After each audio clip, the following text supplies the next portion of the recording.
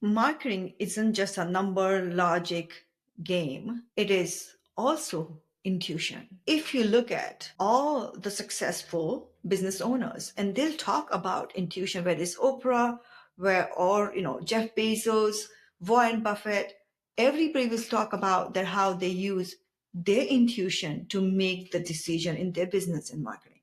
Hi, I am Prati Kaufman, host of Small Business Marketing.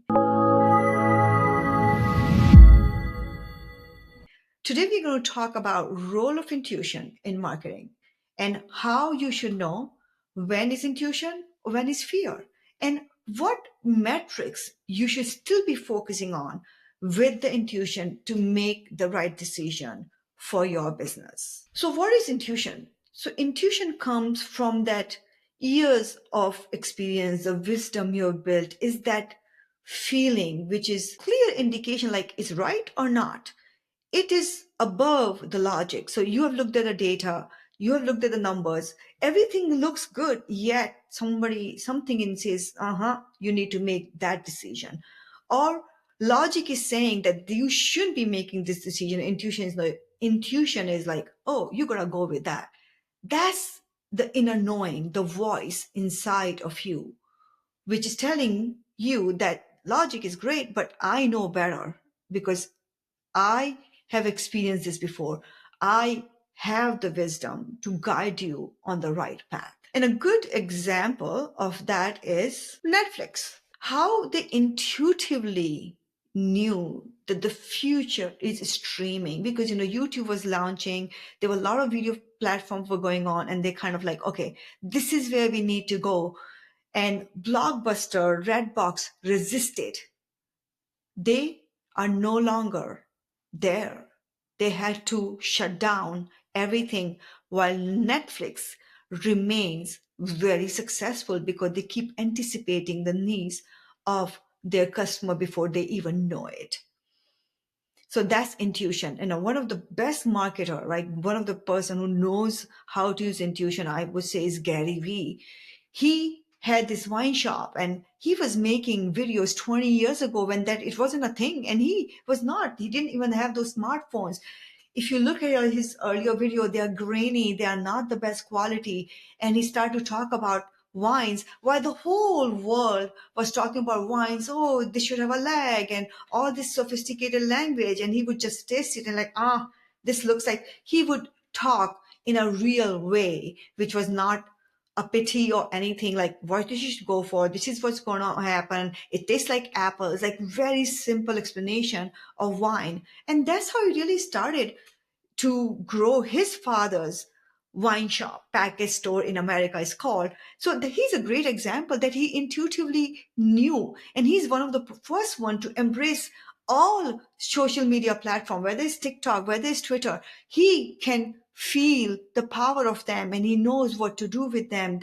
He started creating content long before it was a common thing. And that's called marketers intuition. You know where we are going, where the audience is going before anybody else. There's no resistance to those new things. Yet you stay true to your values and you stay true to your messaging. You stay true to who you are. He uses cuss words and that's his brand.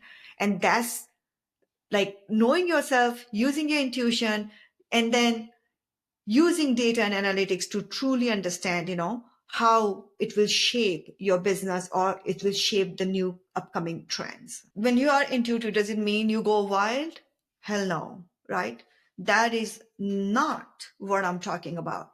Even if you have idea which intuitively feels right, you need to experiment. You need to launch it to a very niche audience, right? You need to still test the idea and see how it will turn out.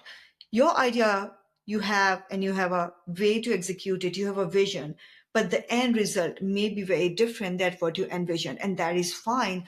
Idea is never bad, it's the way it comes around at the end and how it shows up can be very different. And that's where you still need to be kind of experimenting, looking at the data. Are the customer responding to it? Are the customer ready to buy?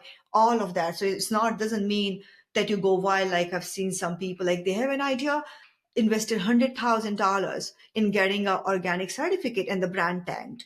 Great, you have an idea. Don't invest so much upfront. Experiment, understand your market before you go all wild. So, how do you balance the logic and the intuition, right?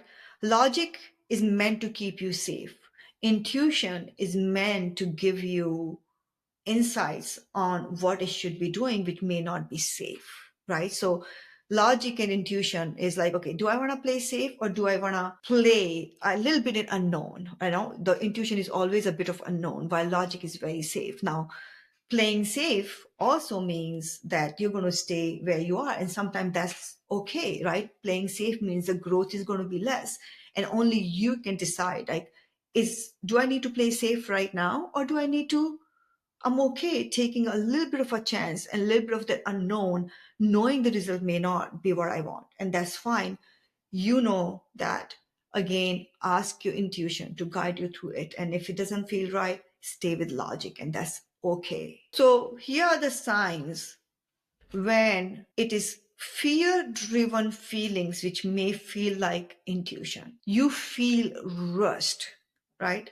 Intuition is calm. It will never make you feel rush. You are willing to compromise on your core value. That is fear. Intuition will never ask you to compromise on your core values. If you feel you are settling, it is fear. Intuition will never ask you to settle. Intuition will always say, expand. Don't settle. Don't compromise. Fear will make you also question right after you decide something, it makes you question, am I worthy of it? Is it the right one? Will customer want it? What about the other person, right? Intuition feels so clear. It feels so right that there are no questioning it. And that's how you know what is intuition versus fear. Now, some of the key metrics, which I would say never ever to miss, is number one is conversion. So conversion is, again, each business would have a different data for conversion or different kind of key point for that. And typically, let's say it's an e-com brand, if I have 100 people coming to the website, I'm expecting 10 to sign up and 2 to convert. Okay. And if that basic conversion mechanism is not working, so I'm getting 100 people, only 5 are signing up and 0 are converting, then I need to look at what's wrong with the website, right? Why am I not able to convert the customers who are coming to the website? So it's nothing to do with anything else going on. Is really is something, my website is not optimized. So that's an indication that there's something you need to do right for customers to convert. Second is retention. So you've converted. Now, is customer continue to buy from you? And if they don't, then you know there's something lacking in your product and services that you need to improve so the same customer will continue to buy from you. So repeat customers are the best metric for your business. Third key metric, which we really focus on, is the customer lifetime value, is CLV. And so let's say I spend $10 or $1,000 in customer acquisition, where I spend so much money in the marketing or or or ads or whatever that is, and customer converted.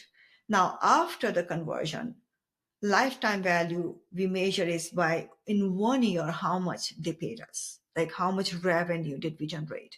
And that really defines, okay, was it worth spending that $1,000 on one customer or $10 on one customer, because their lifetime value is this. So it's never about just what did they buy immediately, but what did they buy over time, and that comes from having repeat customers. So those three key metrics are very important.